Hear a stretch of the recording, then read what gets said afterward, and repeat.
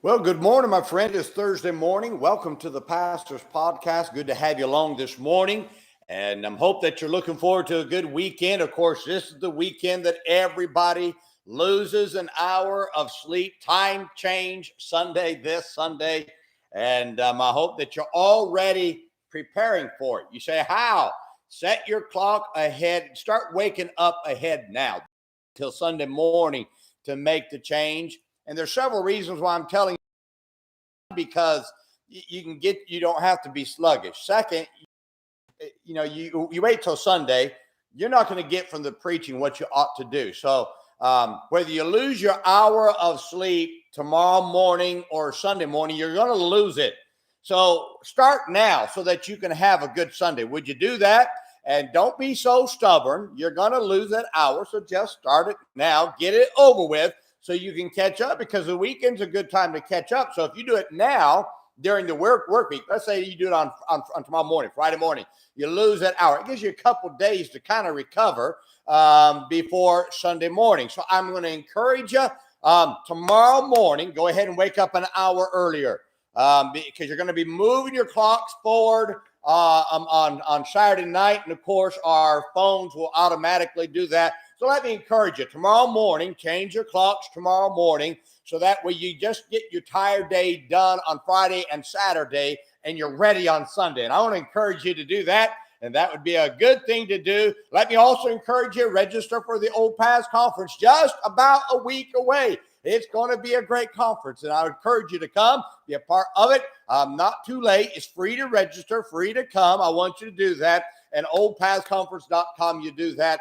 And I'm looking forward to seeing many of you coming. And I'm looking forward. I see Uncle Mike and Aunt Karen watching me right now. I look forward to seeing you all again here in just about a week. And looking forward to seeing people come in. You pray that God will do something mighty. Would you do that in the conference, that he'll change our lives while we're here?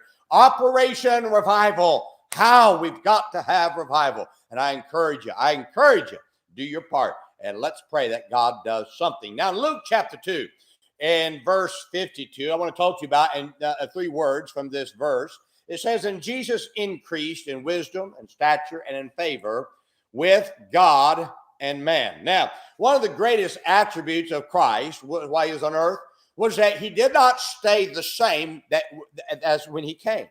The verse I just read to you says, and Jesus increased. Now, the word increase means he added to what was already there. In other words, he added wisdom to wisdom. He grew as a young man, and he continued to add to what he already knew. He didn't let his youth stop him from adding to what he already knew. Now, think about this statement, would you? We're not talking about someone who didn't know anything. We're talking about the creator of the universe. Now, we're not talking about someone who had no wisdom. We're talking about someone who is the source of wisdom. Jesus didn't let what he knew stop him from gaining wisdom. Now, I know that sounds strange because he did clothe himself in humanity. So he had to do this to show us that it could be done. And he had to grow to give us an example of growth. He could have simply relied on the fact that what he already knew. I want you to understand that.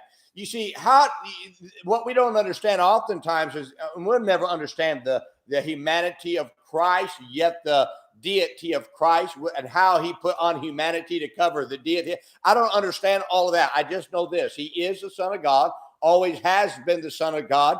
He's part of the Trinity, but he took on the form of man. He was clothed. But while he was here, he increased. Now, one of the great keys, and we got to take this example and follow it, because one of the great keys to being successful in life and gaining the respect of others is to never become complacent with what we already have and know, but to add to it continually. That's the key, my friend.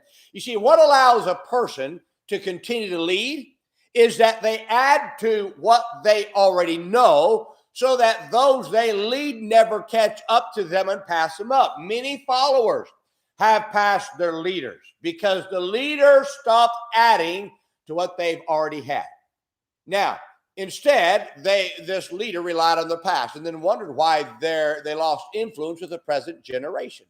Now, I'm going to give you a couple of principles that I want to share with you about this great truth of increasing. First, complacency is the enemy of excellence and accomplishment.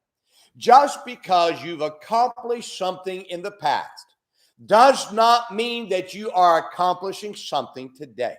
Too many people talk about what they have done in the past when what they need to do is continually strive to achieve.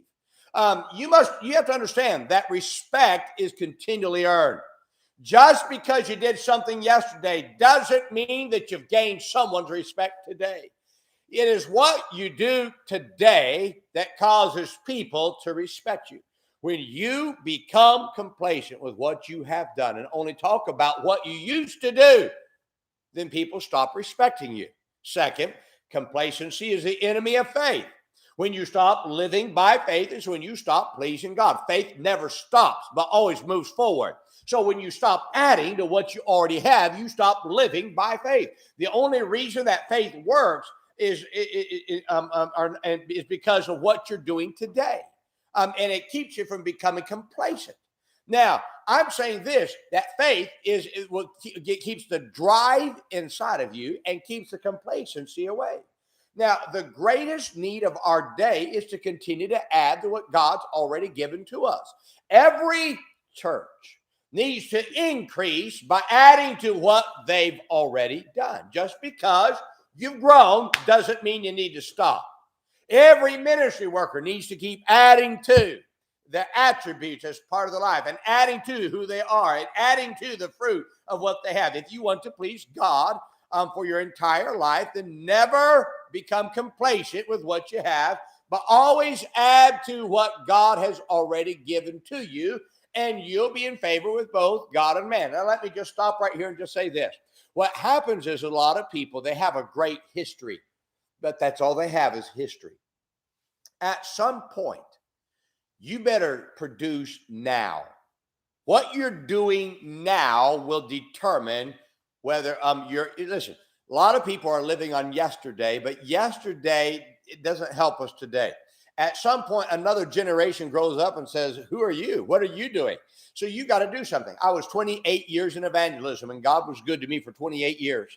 And I could have stayed in that the rest of my life, probably, I think, and probably done well. But then God led me to pastor this church. Now, it's easy to become complacent. God's helped us fill up this auditorium where we're at. Now, I could be complacent with that and say, well, let's just keep this auditorium filled and we're good. But no, there's more to do. There's a building now that we're trying to remodel. And I plan on, with God's help, filling that one up. And if we fill that one up, we'll figure out something else. I want to send out preacher boys. I want to send out full-time servants. I want that to happen. But I've got to add to. Now, listen to me. If I stop adding to what I'm doing, then people say, well, what's the use of, I'm not going to get people to look at me and as I point to Christ. You've got to understand what we do today is what earns respect. Jesus earned the respect because he increased in wisdom and stature. Now, let me ask you this. Are people looking at you and all they hear is about what you've done? Okay, let's put it this way. How many people have you brought to church in the last month? Think about that statement right there, my friend. How many people are in church right now because you brought them to church in the past year? Get this now. You should always have new fruit coming to church. If all you do is look at what you did yesterday, you're dying. Oh, my friend, get a passion inside and increase. There's a bunch of preachers that talk about what they used to do. Let's stop talking about what we used to do. Let's do it now. Let's get something done now. Fill our churches. See people say, do something. Why? God's a great God, my friend. Hey, who cares about the naysayers? They're a bunch of has-beens. Let's do something. Let's build. Let's grow. Let's increase.